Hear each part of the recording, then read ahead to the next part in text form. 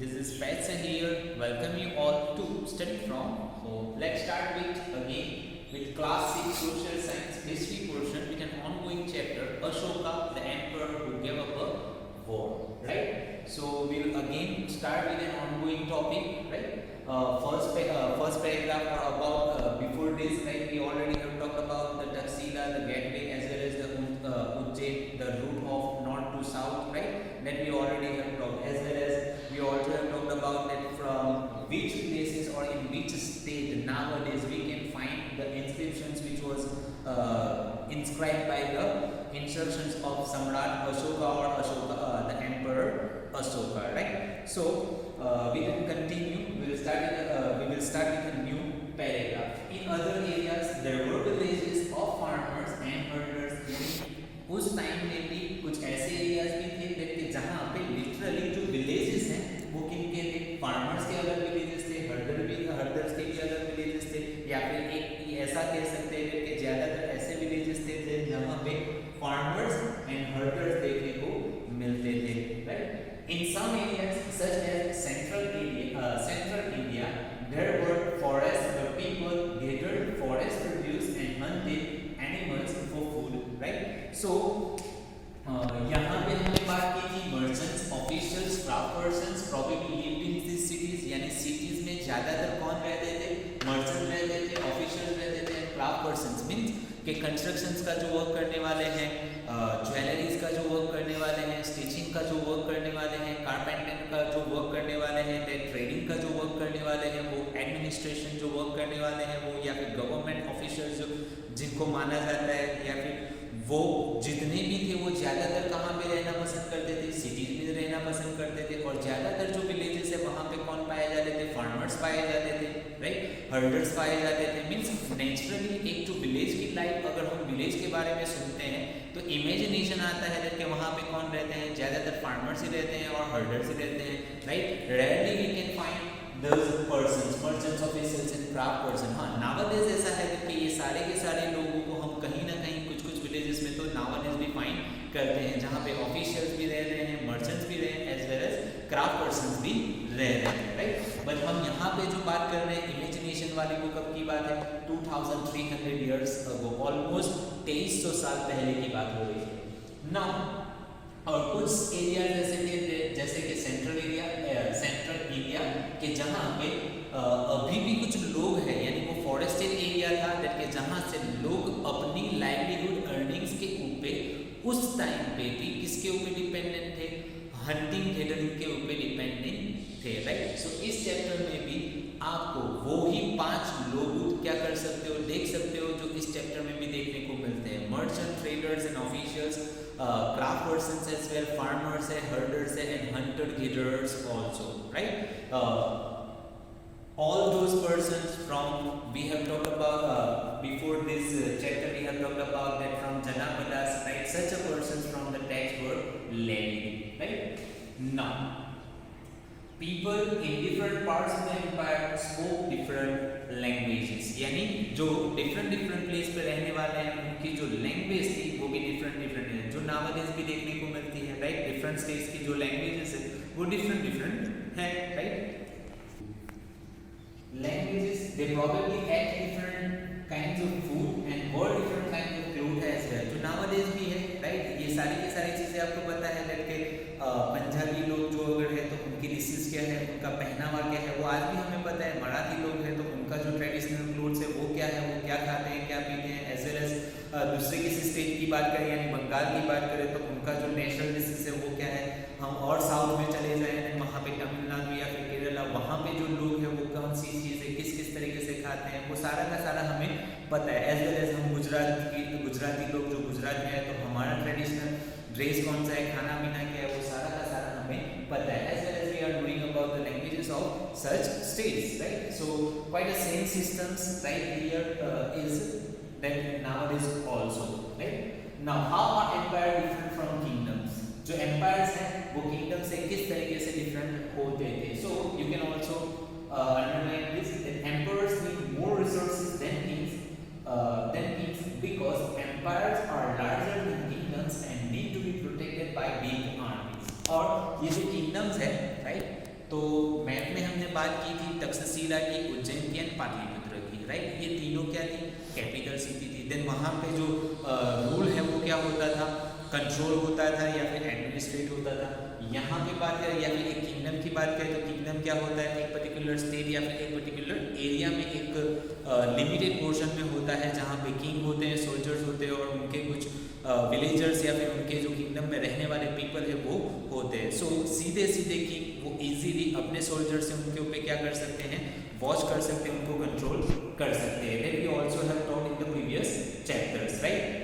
Fortified area या फिर जनापदास की हम बात कर लें। अब यहाँ पे ये जो है तो रिसोर्स यानी एक पूरा एम्पायर है, तो उस एम्पायर में क्या आ जाता है, जैसे कि इंडियन कंट्री की बात की ऑलमोस्ट हमने अभी लास्ट वीडियोस में देखा था, वहाँ पे हमने ऑलमोस्ट यानी पूरे हमारी कंट्री को हमने क्या कर लिया था, कंसीडर कर लिया था। अब नावाडेज की भी बात करें तो नावाडेज जो रूल चल रहा है तो किस तरीके से चल रहा है, mister prime minister Modi, right, वो हमारे क्या है, प्रधानमंत्री है, राइट। अब उनके बाद क्या वो अकेले यानी पूरी कंट्री के ऊपर रूल कर सकते हैं, नहीं कर सकते। तो फिर उन्होंने क्या किया हुआ है कि उनके हाथ के नीचे यूनियन मिनिस्टर्स हैं, राइट, कि जिनको डिफरेंट यानी स्टेट्स के क्या होते हैं, चीफ मिनिस्टर्स होते हैं, राइट। तो वो जो चीफ मिनिस्टर्स होते हैं वो क्या करते हैं, अपने पर्टिकुलर स्टेट्स को क्या करते हैं, कंट्रोल करते हैं। लेकिन वो भी क्या अपने यानी अकेले पूरे स्टेट्स को कंट्रोल कर सकते हैं, नहीं कर सकते। तो वो जो स्टेट्स है वो किस में डिवाइड होता है, डिस्ट्रिक्ट में डिवाइड होता है। तो डिस्ट्रिक्ट लेवल पे क्या होते हैं, एमएलएज होते हैं। अब वो एमएलएज अपनी पर्टिकुलर डिस्ट्रिक्ट को क्या करते हैं, कंट्रोल करते हैं। क्या वो एमएलए अपने डिस्ट्रिक्ट को कंट्रोल कर सकते हैं, नहीं कर सकते। तो फिर क्या होता है, दैट के तालुका डेवलपमेंट ऑफिसर्स होते हैं, राइट, टीडीओ होते हैं, राइट, या फिर जो तलाटी होते हैं या फिर जो ब्लॉक ऑफिसर्स होते हैं जो पर्टिकुलर यानी डिस्ट्रिक्ट लेवल पे क्या किए जाते हैं, अपॉइंट किए जाते हैं, राइट। अब क्या वो देख सकते हैं, नो। तो फिर वो विलेज लेवल पे क्या होते हैं, तलाटी होते हैं। अब विलेज लेवल पे तलाटी होते हैं तो क्या वो कर सकते हैं, नहीं। तो फिर वहाँ पे क्या होते हैं, विलेज लेवल पे सरपंच होते हैं। तो इस तरीके से पूरी एक क्या चलती है, ब्रांच चलती है। देन कि एक इतना बड़ा एरिया है, कोई एक पर्सन क्या नहीं कर सकता, कंट्रोल कर सकता नहीं है या फिर इजीली एडमिनिस्ट्रेट कर सकता नहीं है। उसके लिए ये पर्टिकुलर चेन है वो अच्छी तरीके से क्या होनी चाहिए, रन होनी चाहिए। So quite the same way that कि एक किंग अच्छी तरीके से नहीं कर सकते, पूरे एम्पायर को रन करने के लिए किसकी जरूरत है, राइट, लार्जर किंगडम्स यानी बड़े किंगडम्स जहाँ पे लोग इजीली रह सके, as well as need to be protected by the big army. अब ये जितने भी लोग हैं जो एक पर्टिकुलर एक छत के नीचे या फिर एक कंट्री के नाम के नीचे रह रहे हैं, तो उनको प्रोटेक्ट करने के लिए जो आर्मीज होगी वो क्या होगी, बहुत ज़्यादा होगी। अंडरस्टैंड। सिर्फ एक बात करें कि गुजरात को अगर प्रोटेक्ट करना है तो हाँ, गुजरात में जितने भी पुलिस ऑफिसर्स हैं वो गुजरात को क्या कर सकते हैं, कंट्रोल कर सकते हैं। लेकिन उन्हीं की बात करें तो क्या वो दिल्ली को प्रोटेक्ट कर सकते हैं, तो नहीं। क्यों? क्योंकि अब दो स्टेट्स मिल जाते हैं, पीपल ज़्यादा हो जाते हैं, तो उनको प्रोटेक्ट करना उनके लिए क्या हो जाता है, ऑलमोस्ट इम्पॉसिबल हो जाएगा। तो फिर उनको क्या करना पड़ेगा, दूसरी आर्मी की क्या लेनी पड़ेगी, हेल्प लेनी पड़ेगी। सच चलिए इसका एक्सटेंशन होते जाएगा ना। So also they need a large number of officials to collect taxes. तो इतनी बड़ी यानी जो सिस्टम है उसको रन करने के लिए जहाँ पे इतने ज़्यादा ऑफिशियल्स की ज़रूरत होती है, वहाँ पे इतने सारे लोगों के पास से टैक्स कलेक्ट करने के लिए भी ऐसे ही तरीके से ऑफिशियल्स की भी क्या होती है, ज़रूरत होती है ना। Ruling the empire. अब यानी इतना बड़ा एम्पायर था तो वो किस तरीके से रूल होता था वो यहाँ पे बताया है। As the empire was so large, different parts were ruled differently. यानी जैसे कि एम्पायर इतना बड़ा था तो हर एक जगह अलग तरीके से क्या होती थी, रूल होती थी। The area around Pataliputra was under the direct control of the empire.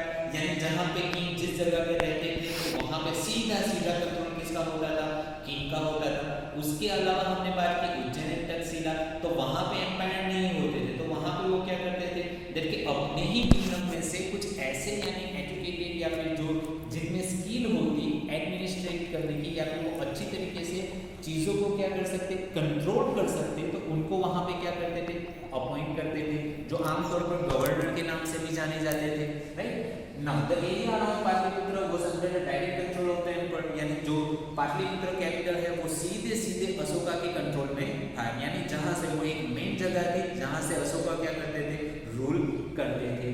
This meant that officials were appointed to collect taxes from farmers, herders, craftspersons and traders who lived in villages and towns in the area.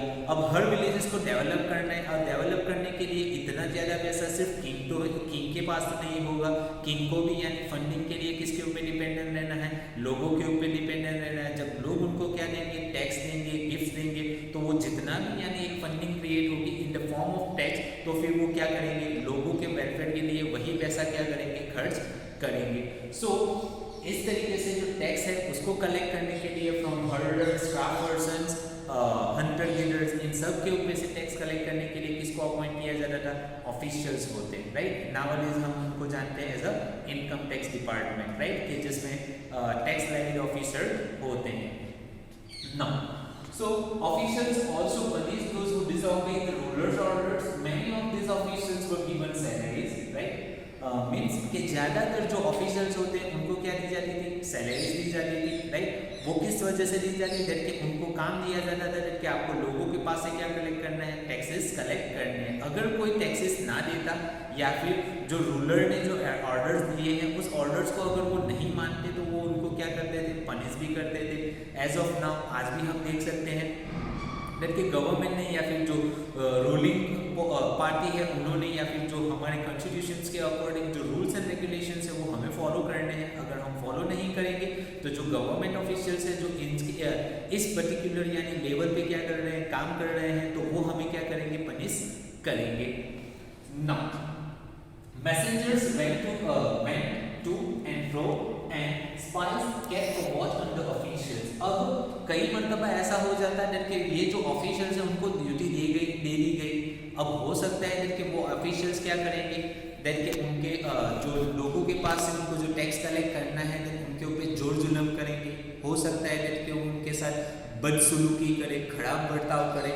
तो king कई मरतबा क्या करते थे, उनके messengers रखते थे, right, जो उनके ऊपर हमेशा क्या रखते थे, वॉच रखते थे, राइट। और ये सुनिश्चित करते थे यानी ये देखते थे कि कोई ऑफिशियल्स उनकी प्रजा के साथ यानी उनके लोगों के साथ बुरा बर्ताव तो नहीं कर रहा, यानी जो बिना वजह उनके ऊपर यानी ऑर्डर तो नहीं थोप रहा है। जैसे कि मैं बात करूँ तो काफ़ी जगह पे नावडेज यानी करप्शन चल रहा है, राइट। सो करप्शन को एक तरीके से रोकने के लिए गवर्नमेंट ने क्या किया है कि सीसीटीवी कैमरा लगा दिए हैं। तो उस टाइम में सीसीटीवी कैमरास का जो काम है वो कौन करते थे, मैसेंजर्स करते थे। कि अब अगर कोई यानी करप्शन यानी पैसे लेता है, रिश्वत लेता है, राइट, ब्राइब लेता है, तो क्या होगा, सीसीटीवी में क्या आ जाता है, फुटेज में आ जाता है, राइट। तो उसके सामने उस एविडेंस के अकॉर्डिंग या फिर on the basis of that evidence government can take actions on such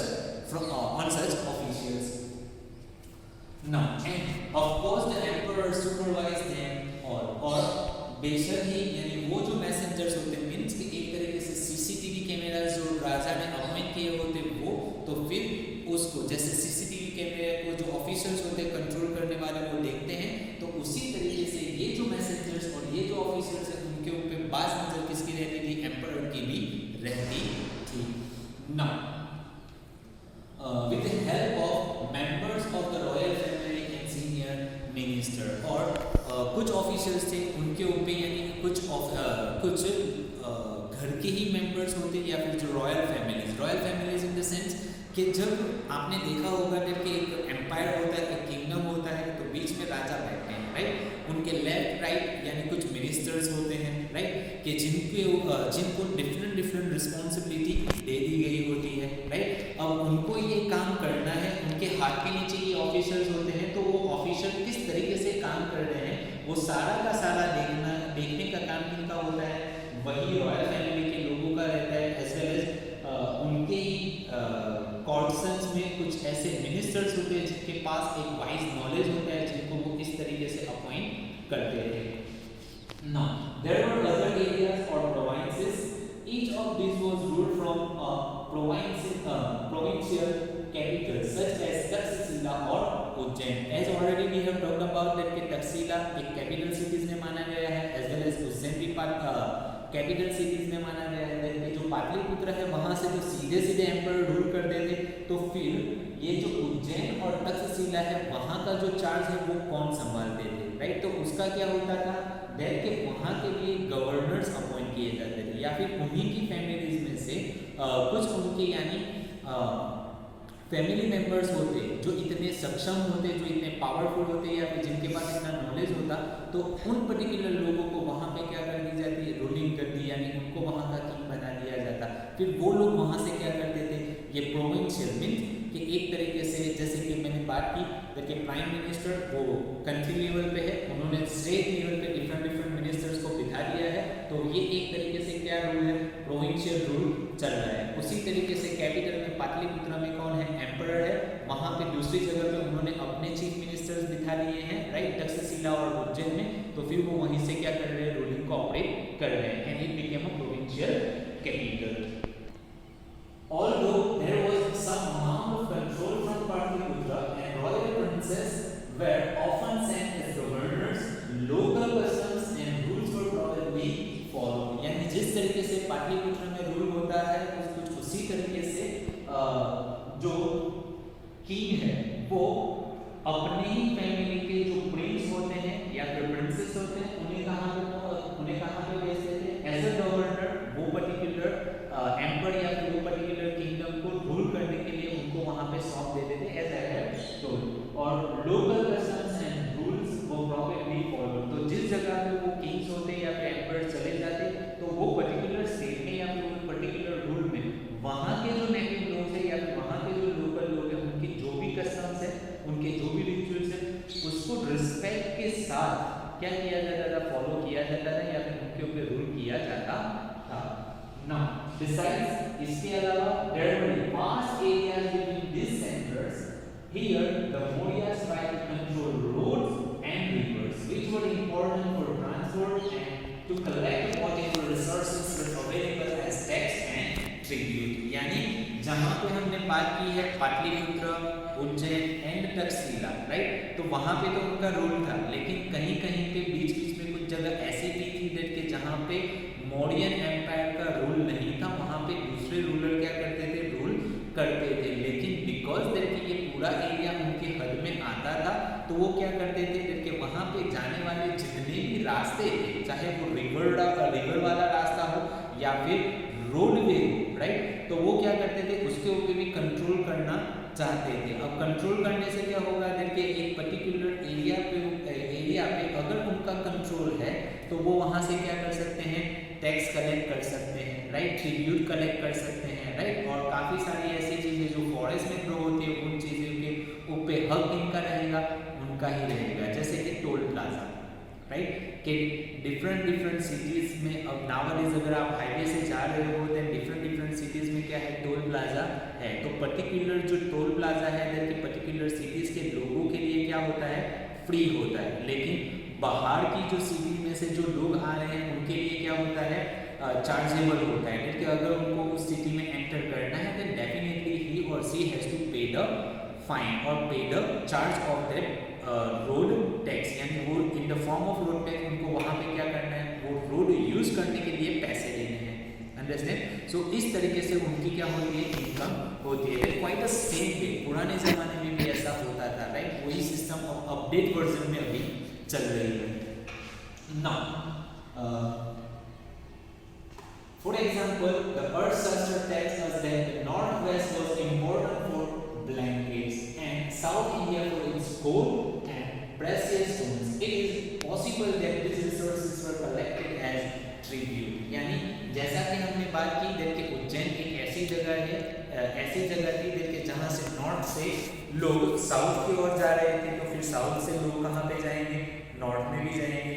अब नॉर्थ में क्या होता है, जैसे कि आमतौर पर हम सुनते हैं कश्मीर है, हिमाचल प्रदेश, हिमालय है, तो वहाँ पे बर्फबारी ज़्यादा होती है। बर्फबारी ज़्यादा होती है तो वहाँ पे क्या होता है दैट के ज़्यादातर गर्म जो कपड़े हैं यानी जो वार्म क्लोथ्स है वो वहाँ पे ज़्यादा बनते हैं। As well as we have learn in standard 5 right about चंपास people where we have talked about pashmina shawls right and such things right in 5th standard. So ऐसे ही लोग, और वो कहाँ पे आया है, north of our country right, तो वहाँ तो फेमस है वो इतने ज़्यादा गर्म कपड़ों के लिए। As well as you are familiar with that के हर विंटर सीजन में नावडेज कोविड-19 की वजह से नहीं आया, लेकिन हर विंटर सीजन में रिलीफ टॉकीज के पास वो टिबेटियन पीपल आते हैं जो गर्म कपड़े लेके आते हैं because it is famous for it right. अब वो वहाँ से जा रहे हैं then इन चीज ये चीजें हैं ना वो पर्टिकुलर एम्पर या फिर जो किंगडम है उनको क्या करते जाएंगे, ट्रिब्यूट देके जाएंगे। सेम वे जो साउथ इंडिया है यानी जो साउथ हमारे इंडिया का जो साउथ पार्ट है वो किसके लिए फेमस है, अपनी स्पीसीज के लिए फेमस है, राइट। तो वो सारी की सारी स्पीसीज अब कहाँ पे जाएगी, यानी वो नॉर्थ की तरफ जाएंगे या फिर नॉर्थ से उज्जैन से होके किसी और जगह पे जाएंगे। उज्जैन में जिन जिन एम्पर का क्या है कंट्रोल है या फिर बीच में जितने भी एम्पर्स आते हैं उनको वहाँ पे क्या देना है, टैक्स देना है या फिर ट्रिब्यूट देना है, right, as a part of gift और tribute. Tribute we will discuss in next video, right? There were also the forested regions. People living in these areas were more or less independent, but may have been expected to provide elephant, silver, honey, and wax to the Mauryan official. यानी जो hunter gatherers होते हैं उनके बीच में area में जिनको forested people भी हम कह सकते हैं, जिनके वो forested एरिया में से जो अगर elephant, silver, honey ऐसी जो जरूरी चीजें हैं वो अगर क्या करते, कैप्चर करते, हंट करते यानी लेते, तो फिर वो बाद में उसको दे देते मौर्यन ऑफिसर्स के एम्पायर को दे देते, तो एलिफेंट्स को ट्रेन करके अपनी आर्मीज में क्या कर देते थे, ज्वाइन कर देते थे और ये सारी चीजें अपने यूज के हिसाब से क्या करते, यूज करते हैं। Understand? So that's all for this topic, right. In next video we will start with the tribute. Till then take care of yourself. Thank you very much and have a nice day.